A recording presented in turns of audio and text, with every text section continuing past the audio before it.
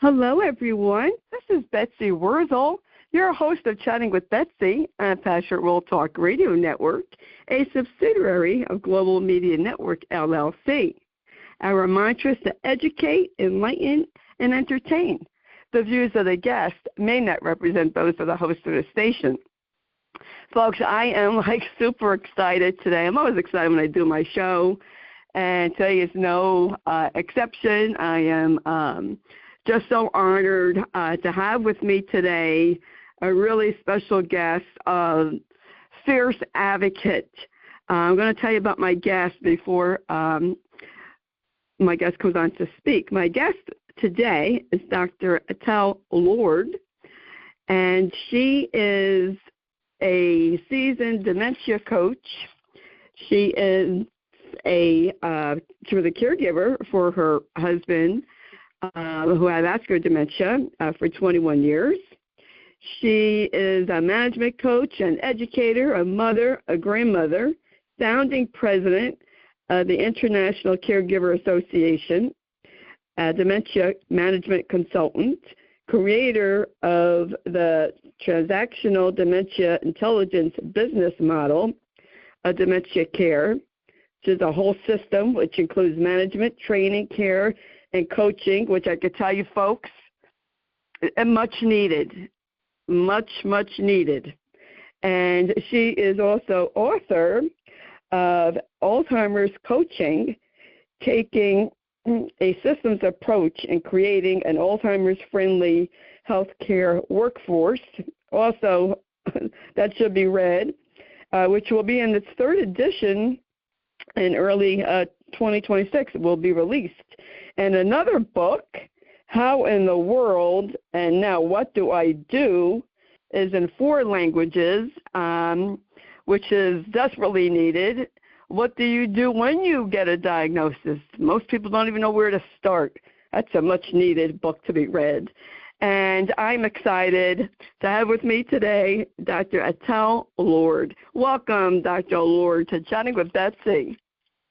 Well, thank you very much, Betsy, for this lovely introduction. It's entirely my pleasure to speak with you today. Oh, thank you. I am so honored to have you on and finally getting the chance. And before I forget, I just want to tell the folks, this is the middle of October, but as I'm recording this, it's October 16th, and it'll probably be out in November. November is National Caregivers Month and National Alzheimer's Awareness Month. Folks, those of us who've lived it, we don't need a month. It's the public who does. And I love to have resources, people who are resources on. And I'm going to tell you right now, Dr. Ethelle Lord is an excellent resource. She not only does she have a book knowledge, she has personal experience. And to me, Dr. Lord, if I'm looking for someone to help me, to be a resource, I want them to know what I went through. And when you have the experiences you have as being a caregiver and all that you've done, you're such a fierce advocate, you're the go-to person, in my opinion. Thank you for saying that. But, you know, I even had nurses and director of nursing and nurses in skilled facilities tell me that when they need an advocate, they certainly want to call on me. Yes. And I want to thank you publicly. I told Dr. Lord before we recorded, and I publicly want to say that Dr. Ethelle Lord is a fierce advocate. She has done so much for caregivers and working in facilities and training people. So my hat off to you. Thank you from the bottom of my heart of what you do and have done for caregivers and their families. So I like to start with, Dr. Lord, is how did you become such an advocate? You're just so active, founding president of the International Caregiver Association. We definitely need that. Places need to be trained. your model, and there's just so much to discuss here. So what would you like to discuss first? I'll ask you. Well, first of all, how I became an advocate is similar to your experience, Betsy, because I noticed that my husband needed that kind of advocacy because he was in danger sometimes of being hurt or neglected. And I wanted nothing to happen to him while I was able to take care of him. And so I was, as you used the word fearless, I was fearless. Some people actually feared me when he was in their care. I even had a doctor ask me to sign a release so that he wouldn't be held responsible for his care because he thought that he could do just about anything to my husband and I would accept it. So we have to, as family caregivers, we really have to be informed and trained and know what the rights are of our loved one, of our person, and speak up, not to be afraid to speak up. And so when I created the Transactional Dementia Intelligence, that was a big part of it. The family caregivers can follow through and become part of the care team now under the license of the TDI, which is a Transactional Dementia Intelligence. That's really, really important because I noticed that sometimes families would come in and they would be not received well and certainly not taken seriously.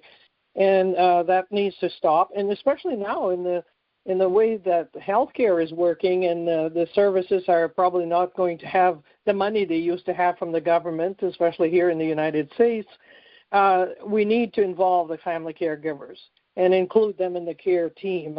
And this is what the license of the does, and it improves the quality of care. It reduces turnover and burnout, and it improves the social references that the families have now about these care systems because they can be part of it, and they can see what goes on from day to day. So actually, the organization can actually make more money. Return on investment is better because it's run better with a dementia coach at the center of the organizations. It's unheard of. For example, one of the benefits is that a CNA, that's a certified nurse assistant, that does about 90%, 95% of the work. They work only 6-hour shifts, but they're paid for 8.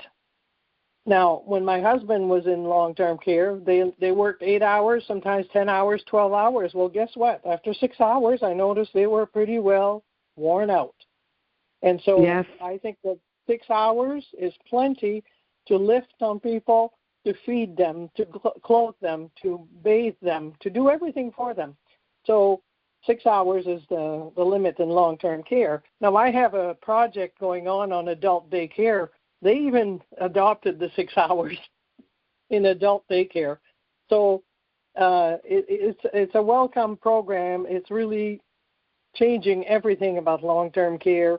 And even in home care, we have the same difficulties. People are undertrained, and they're sent into the home. Even physical therapists, occupational therapists, nurses are sent into homes, social workers, and they're not prepared. They don't know how to open a communication and also to keep it going and get compliance instead of resistance.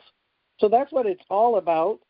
And so I also created some training to go along with that, which I call Transactional Dementia Intelligence Fundamentals, and then the Advanced for somebody who wants to become a trainer or within an organization or on their own, like in private practice. That, I tell you what, that is like an answer to prayer, Dr. Lord, for people to be properly trained. And CNAs working 6 hours and get paid for 8. I know that people have done double shifts because they're so short. Somebody calls out, and they're working 16 hours. And that's just too much. That is just too long. It's unacceptable. Yeah, you don't get care. You don't get good care, and that's when you get neglect and abuse. So we're going to stop that by shortening the shift work and compensating people properly. So we keep the best, only the best, and they always show up. You'll never not see them at the door waiting to go in, because they know that they're going to be able to go home and not be completely exhausted. That is such a great theory and practice, because that is just so important, because they do get burned out. That's why there's a high turnover rate, because the CNAs are burnt out, and so are the nurses, because they can't give the care that they would like to give because they have too many patients to get up. Yes. Yes. I know this is going way back when I was a teenager, back in 1974, 75. I worked at a nursing home. I had 8 to 10 patients, if not 12, to get up. That was, and bathed. That was just too much. I quit. Too much? And I saw too much? Yeah. Yeah, and I saw abuse. Yes. I saw abuse and I saw neglect while I was with my husband. But the other thing is that when you add the family caregiver to that team, your shift with 8 or 10 people, but if you had a couple of family caregivers there to give you a hand, to answer something for their loved one, or to make sure they remain engaged and happy where they are, that makes a big difference for that caregiver, that CNA.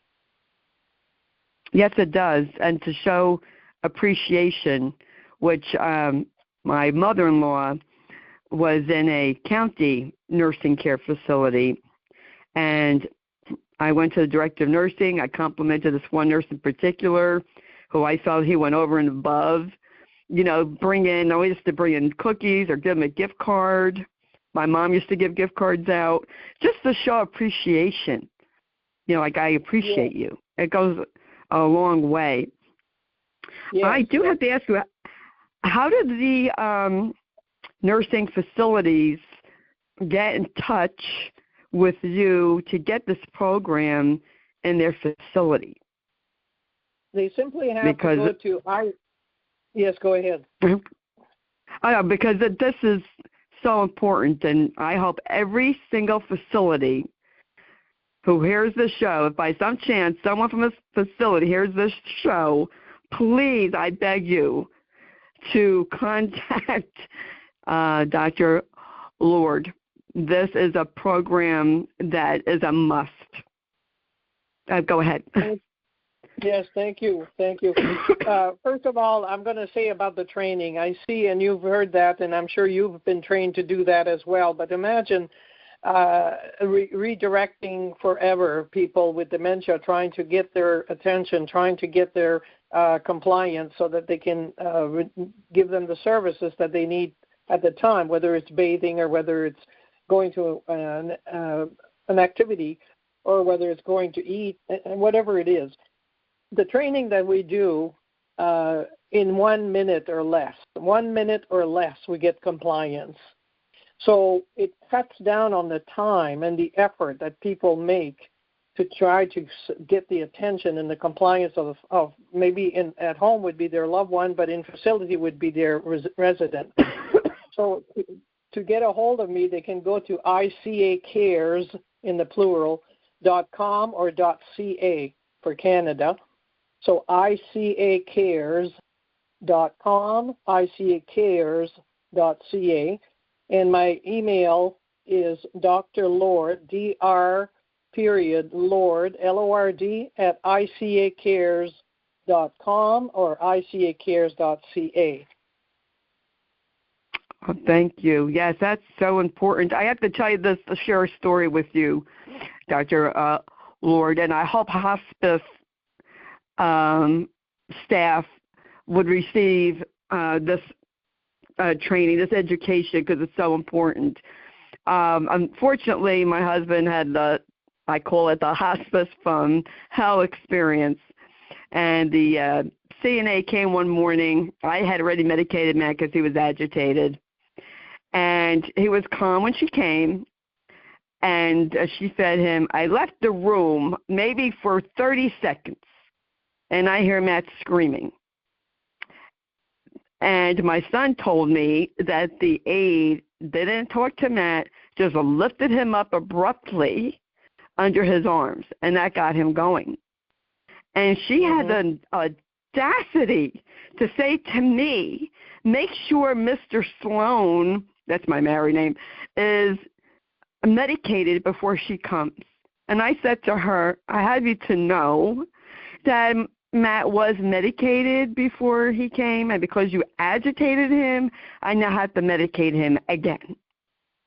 And I called up the hospice. I said, don't bother sending her. I could do this myself. I couldn't believe it. Yes, and that happens. That happens too often. And instead of medication, if they had proper training, there would be no need for medication. That's exactly right. And I often say when people say, I don't know what happened, the person got very excited, it started to throw things or starting wanting to hit, and I simply slow down and I ask, how did you set it up that way? Yeah. Oh, you know what? I could have used you, Dr. Lord, 20 years ago, because my mother-in-law, Matt's mom, she was diagnosed in 2000. As you know, there wasn't information back then. And nothing. And I worked as a licensed practical nurse, and I never heard the word Alzheimer's. Never. It was senility. It was, organic brain syndrome. You never heard the word Alzheimer's. And Matt's grandmother had it, but it wasn't called Alzheimer's back then. We just thought, she's senile. But with Matt's mom, there wasn't any information. Fast forward with my dad in 2008, there really wasn't much. Fast forward to 2010 with Matt, with early onset, there was still very little. And doctors didn't even know about early onset, which I know they're more educated now. But thank God, really, for you, people like you who are making such a huge difference for caregivers, because people think, and I know you know this, Dr. Lord, because people think if they're in a memory care unit, those people are properly trained, and they're not. No. They're not trained, and actually they're overworked and undertrained. Yes. Yeah. Yes. So another thing that I like to do too is talk about prevention in younger people, because prevention. Sure. Go ahead. We know that we're going to have so many by 2050 that it will break the back of any budget that any country may have on healthcare. So we want to do some prevention, and I've had some young people ask me in their 20s, how do we prevent getting dementia? So that's one thing we talk about too at the ICA. It's very important. Diet, the way you live, your lifestyle, and perhaps the supplements that you take to help the brain, support the brain, because everything that I know is the origin comes back to mitochondria. And mitochondria begins to deteriorate at age 40. And after that, a lot of conditions come up, including cancer, diabetes, you name it. So that's a very big culprit. And we talk about that because we know if we don't do anything, we're going to be in trouble. Yes. Yes, that's very true. I interviewed Dr. Klonowski and his wife about diet, the prevention, exercise, just going out walking, staying away from processed foods, eating more fruits and vegetables. And I think when you're young, you think you're immortal, but you're not. And the way you eat in your 20s and 30s is going to affect you later on in life. They even some doctors refer to Alzheimer's as a type 3 diabetes. Mm-hmm. Yes. And also alcohol and smoking. Both of these, alcohol and smoking, will lead to a lot of conditions. We're just a little smarter today about that. And I remember one time, a long time ago, somebody said if you wanted to win a war against a country, make sure you provide them with enough money to build some fast food restaurants, and you won't have to go there to fight them. They'll they'll all get sick. Yes. Such a huge. It makes such a huge difference to your diet, and I even read with alcohol, it affects your heart.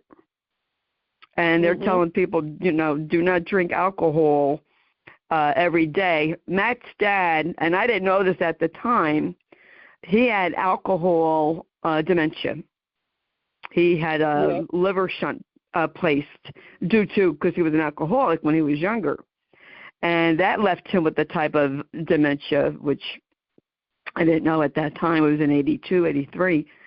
But there's so much to know about the gut and brain connection. If our gut's not healthy, our brain isn't. They even gum disease, Dr. Lord, I know you probably have heard of that.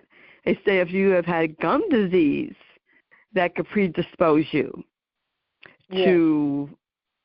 Well, you know what? My husband had gum disease, and when I read that, I said, "Oh my God, yeah, he did." And we could do what we can to fight our genetics. Like diabetes runs in my family. Lord willing, I'm going to be 68 in December.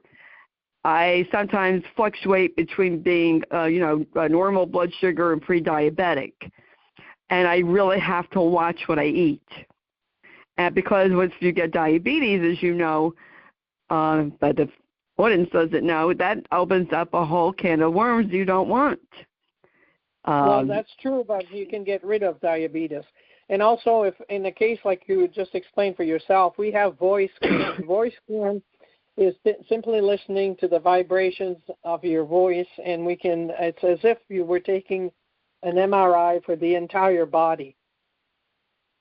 It's very inexpensive, and it tells you exactly what's going on. And in the case of diabetes, if you have a history of it, you can reverse that. You can also avoid getting to the point of having to reverse. Yes. It's called voice scan. Wow. That's interesting. Now, with the voice scan, that can detect if you're diabetic or if you're at risk for dementia, or both? Both. Oh, wow. That's necessary.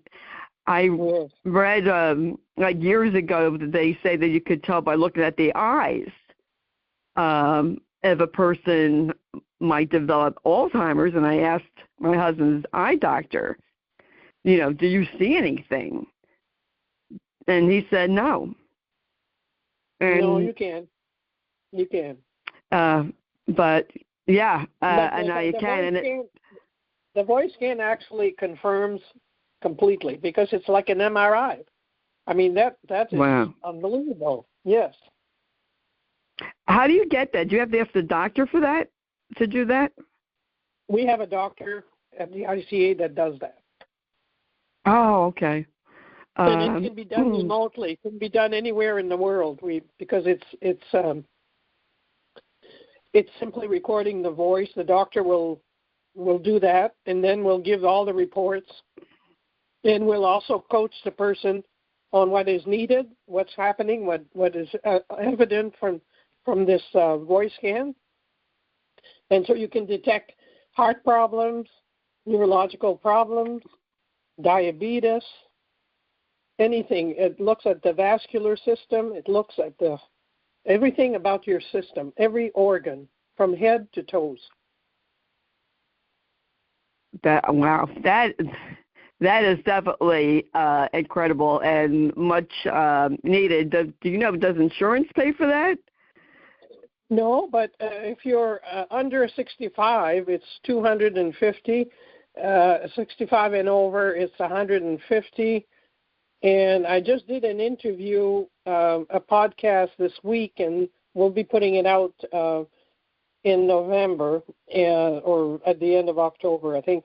And people who listen to that and cannot afford it. So if they're in a country where they can't, or in situations where they can't, it will be complementary.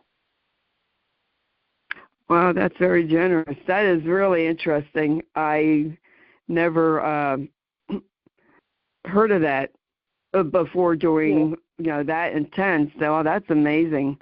And, that's new developments are coming out all the time. I think there's much more knowledge now, than there was even 5-6 years ago. Right. It was just, and especially in 2010, a lot of people don't realize, Dr. Lord, that, and not everyone, it depends on the individual, that their eyesight is affected. I didn't know that.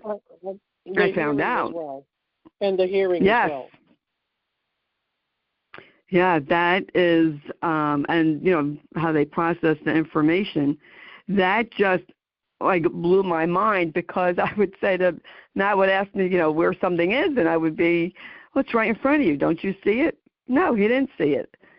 And I found out why, because I found out that the tunnel vision and the peripheral vision and depth perception is all affected. But I realized his vision was affected when he was driving.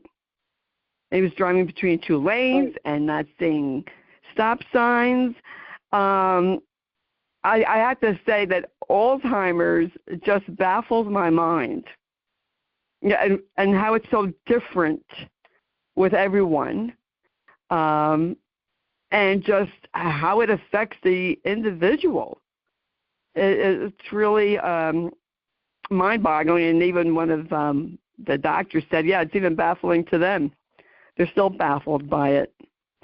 And because I look at the brain as the conductor of an orchestra, and when the conductor is not available or needs to leave the post of to conduct the orchestra, the orchestra is not working the same. It's they may be just practicing, and that's what happens with Alzheimer's. The brain is affected, and they slowly go down. I look at the parent ego state, the adult ego state, and the child ego state. Eventually, they're limited to child ego state, and it requires you and I, as caregivers of our loved one, to form a symbiosis with them, to help them to make decisions, to help them to see things, to help them to hear things.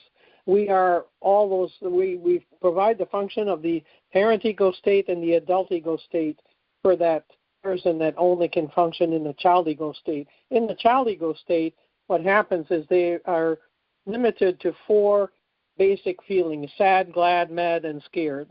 And unless we know that, and we train people to understand that and go to those feelings, then that person living with dementia feels completely misunderstood, not appreciated, and are really afraid to live in our world where nobody is supporting them. Yes, and that is, I wish I knew with my mother-in-law how to handle her delusions and her hallucinations. And there wasn't the material. And I know firsthand, Dr. Lord, of having education, being an informed caregiver, an educated caregiver, makes such a difference in the journey for both of them, for the caregiver and their loved one. It's night and day, really. It really is, because what I mean night and day, I mean the difference of when you're educated and when you're not. That's what I mean. Exactly. So in the case of your mother-in-law, with the delusions and so on and so forth, which is very painful for them, and painful for you to witness. Painful for you to witness, and feeling helpless. There are some things that you can do with that, and there is only one medication that's fairly safe, and in not 100% of the cases, but you could always try that and see if it works, and help that person to not suffer so much. It's a lot of suffering. Yes, and people get insulted. Like I know that people who have Alzheimer's or other dementia, they say, oh, no, we're not suffering, but what I saw, I feel that my husband did suffer when he was hallucinating, that somebody was hurting him. And because I knew to live in his world, when the time Matt started to hallucinate, I was able to handle it. And it was so much better. And I told our son, what to do. And it was so much better than to, argue with them. And it's just amazing. I'm in a lot of different caregiving groups, Dr. Lord, and they're not being educated in a lot of these caregiving groups. And it's a shame.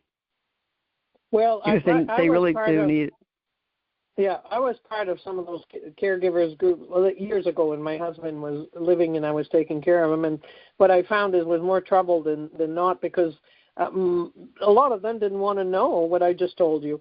And, for example, when I said it's scary for them, it's scary for you.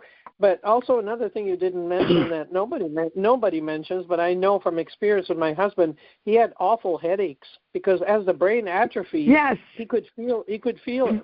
Yes. Yes. So they're also in pain. They're in pain. They're afraid and they're in pain. Dr. Lord, I'm hugging you through the airways. And I'm going to tell you the story. You're probably going to fall off your chair.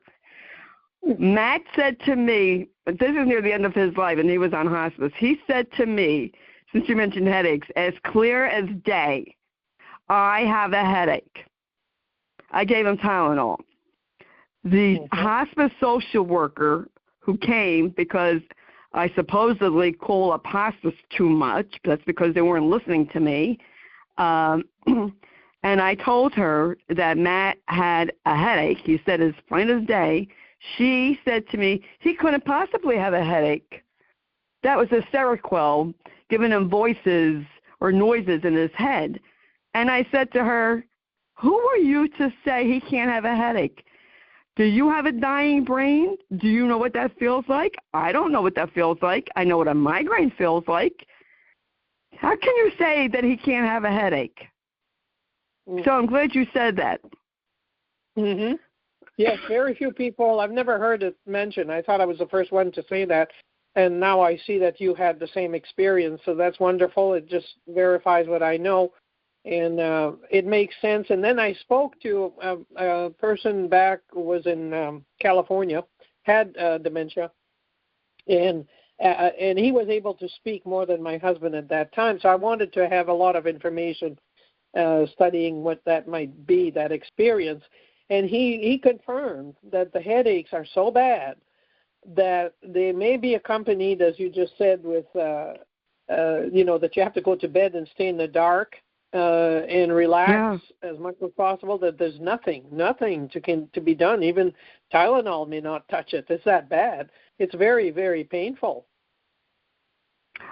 I am so glad you brought that up, Dr. Lord. I really am, because you just made me feel better in a way, because I felt that Matt was in pain, which they didn't believe me, that caused his agitation.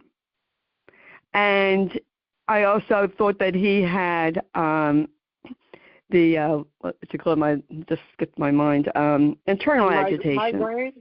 Migraine? Well, he might have had that, but terminal agitation, that's what I'm thinking of. Okay. Excuse me. Yes. Near the end of life. But I knew my husband never complained. So for him to say that so clearly, I don't know how people could not think that someone can't be in pain just because they have dementia. And you know what? They do think that, and that's not right. And they also think that people who have cognitive disabilities don't have pain either, because I worked in a state facility for the severely disabled, and they had cancer, they would give them regular Tylenol, and I'd be to the doctor, they're in pain. They're agitated because they're in pain. And, yes, you have to speak up. And it's a shame. It's a travesty, actually, when you were in a hospice situation, that it was completely opposite from what it should have been. And I think if they were trained, they had the training that you offer, the transactional dementia intelligence, they would have known.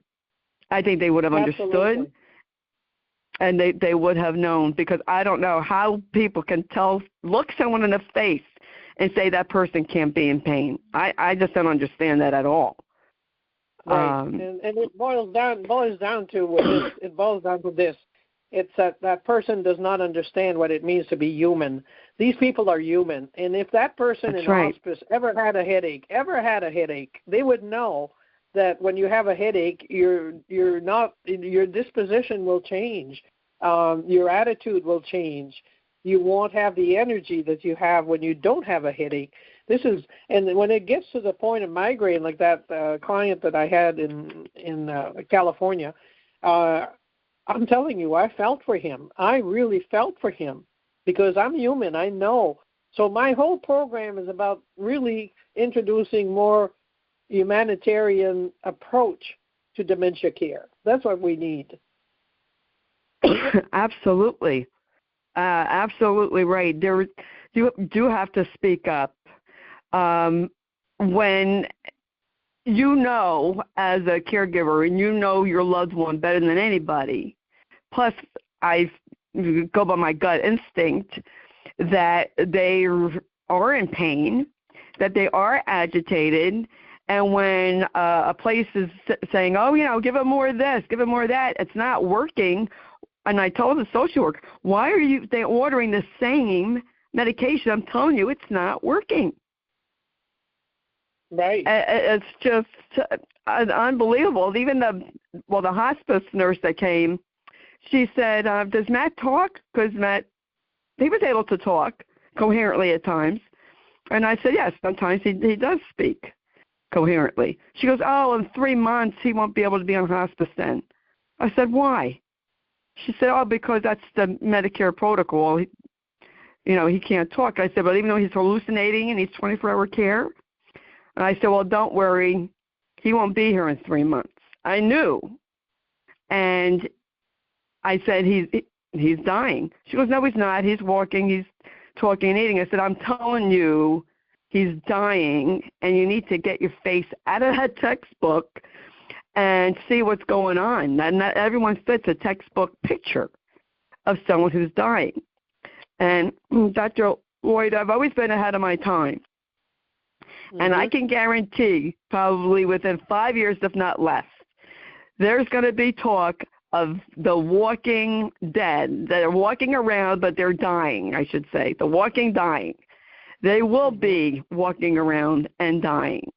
And all hospices, they better wake up to this, because the younger the person, when they're diagnosed, they may not fit that textbook picture of being in bed and dying.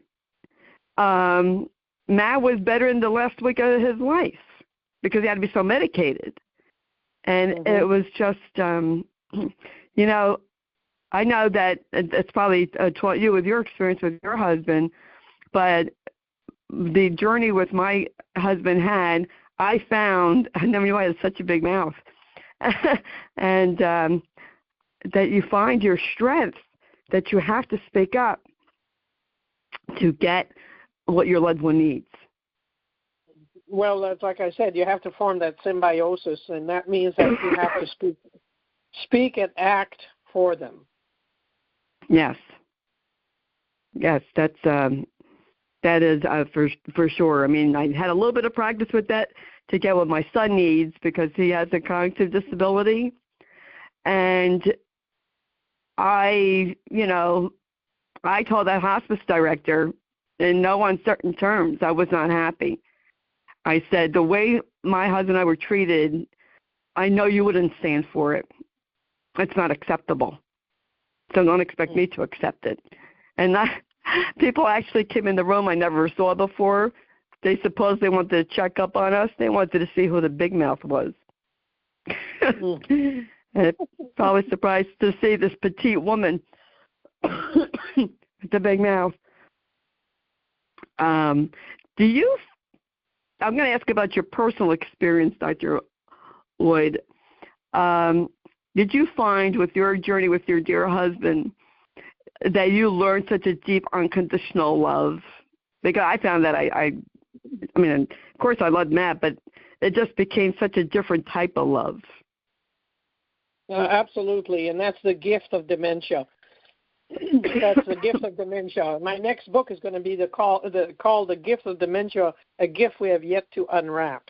So the biggest gift of dementia is to learn what that means to have unconditional love. It means you don't have anything in return. Your husband may not have spoken even, and my husband didn't speak for 10 or 15 years at the end. He was sick for 21 years. And so it taught me unconditional love, but I had many, many, many gifts that he gave me. And no matter what the example that's given to me, I can find a gift for them if they don't know that there is a gift. Yes, that is so true. And even, we could teach our children so many valuable life lessons from caring for someone who has any type of dementia. They are more, we can teach them to be compassionate, have empathy for someone. Josh was great with his dad. He was proud to be a caregiver. Very proud to take care of his father. And we can teach so many lessons. I used to do videos, and I'd say, you know what? Dementia may rob the brain, but it can never, ever rob the heart of love, because the heart knows love. And that's why we need to visit them. When people say, why should I visit? They don't know who I am. Well, they know your voice, and they know love. Yes, that's what they call a cellular memory that they have. The other thing that you did not mention, and I thought was the most precious too, is that they do function at a higher level of frequency when you talk about energy and spiritual position or in life. They do function at a higher frequency. So that, and I'll tell you an example of that. When my mother-in-law died, before my husband, of course, and I wanted to tell him that his mother had died because he was very close to her. And what happened is I went to the skilled nursing facility. It was a VA facility, and I was pushing his wheelchair, and we went into the assisted living side of the facility, where on the right, on my left, was the director of that unit, and then two CNAs standing on my right. As soon as we crossed the door, he lifted his left arm as if he was holding someone's hand. He barely ever moved anything, but he lifted his hand and he was like holding a hand, and he started crying profusely. Nobody was speaking because they were shocked to see that. And I said his mother just came to say goodbye. After he was done, or she was done saying goodbye to him in spirit, he lowered his hand and he stopped crying. And I never had to tell him his mother died. Yeah, that is a gift. Yeah, that is. Wow. I know they can sense our emotion, if we're frustrated or, anxious, and they pick up on that. But that's real energy. Interesting. Yeah. That's interesting that said it. Yeah. Yeah.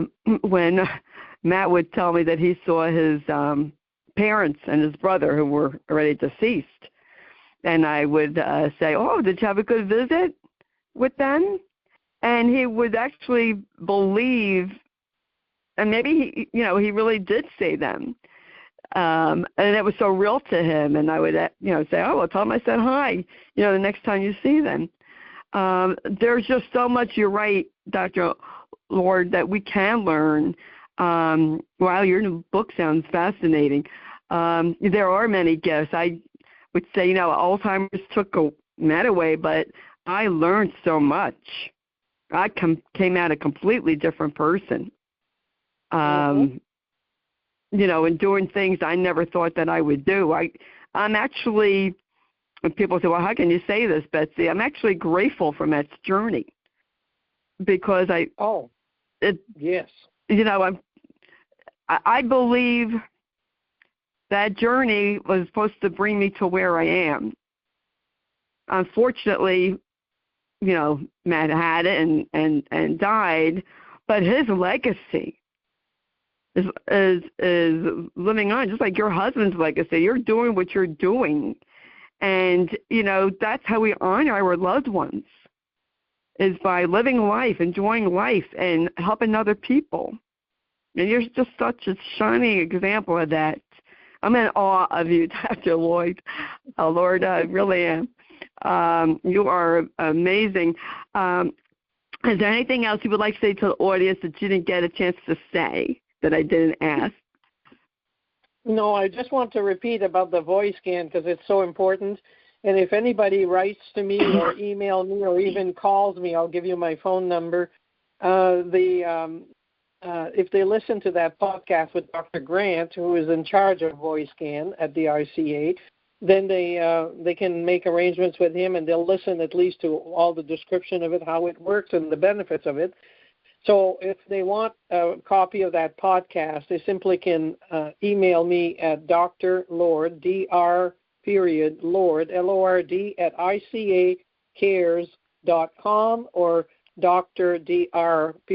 Lord at icacares.ca and just request a copy of Dr. Grant's podcast or voice scan podcast, and then listening to it, and then ordering that voice scan for themselves to see where their health is. Now I've done that myself, so I wouldn't recommend that unless I did it myself. I did that several times, and I encourage everybody to do that. And then also, if people want to be up to date with the psychology of the dementia brain, please contact me, and I will send you the two-tier training program that we have, or information about the Transactional Dementia Intelligence Systems approach for their facility or for their services, whether it's home care, home health, adult day break, assisted living, or skilled nursing.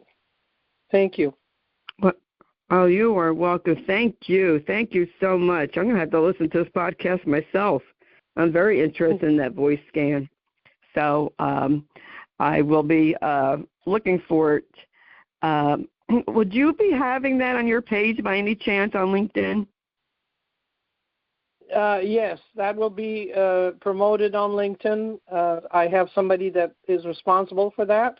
So it will be promoted on LinkedIn. And okay. I can send you a notice when it comes out if you would like. Oh, great. Yes, thank you, because I definitely want to listen to that. I'm actually interested in that voice scan myself. So I really definitely want to listen to that podcast. Folks, I listen to other people's podcasts because I want to learn too.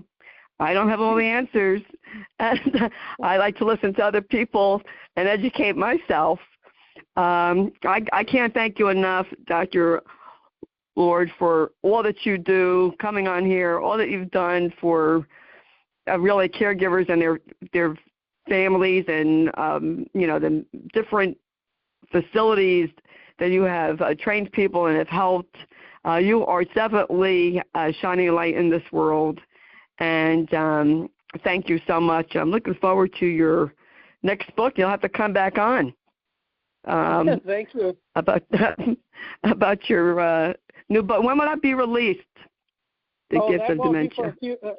That won't be for a few years, because now we're working on the third edition, which is coming out in 2026, early 2026, and then my publisher and I will be working, and he told me already it would be a 2-year project for us to put it all together and then put it out for publication. Wow. Yeah, it does take a while for books to get, written, edited, published. A lot of work goes into that. Never really appreciated that until I started doing this show and talking to different authors and really what goes into a book. We just take it for granted when we pick up a book, but all the work that goes into it is really quite remarkable, and that's why authors, they like to hear from people. Send someone a note. I really enjoyed reading your book. Thank you, and tell them what you liked about it, about their book. But thank you so much. You heard Dr. Ethelle Lord, and I'm going to spell the name, ETHELLE-LORD, in case you can't understand my New Jersey accent. And all the information will be in the blog that Jeannie White produces the show, and she writes the blog, who's the station manager. And I want to thank Lillian Caldwell, who's CEO of Pastor World Talk Radio Network, who makes this all possible. I want to thank you, the listeners. Thank you for listening, subscribing. If you don't already subscribe, please do so. It's for free. I'm on Spotify, Spreaker, iHeart, Amazon Music. And please share this show. I want to help as many people as possible, and so does Dr. Lord. She wants to help as many people as possible. Please share the show. If you know a nursing facility, hospice, and just, a caregiver, please tell them to listen to the show because I need your help in spreading the word, because I want to help as many people as possible. That's what Chatting with Betsy is about, is providing resources that I wish I knew about or that I wish I had when I was caregiving or even in my youth. I want people to be informed that there is help out there. And you could follow me on Facebook, Betsy E. Wurzel, W-U-R-Z-E-L. And as I always say at the end of my show, in a world where you could be anything, please be kind and shine your light bright, because we need it now more than ever before. This is Betsy Wurzel, your host of Chatting with Betsy on Pastor World Talk Radio Network, a subsidiary of Global Media Network, LLC. Bye-bye now.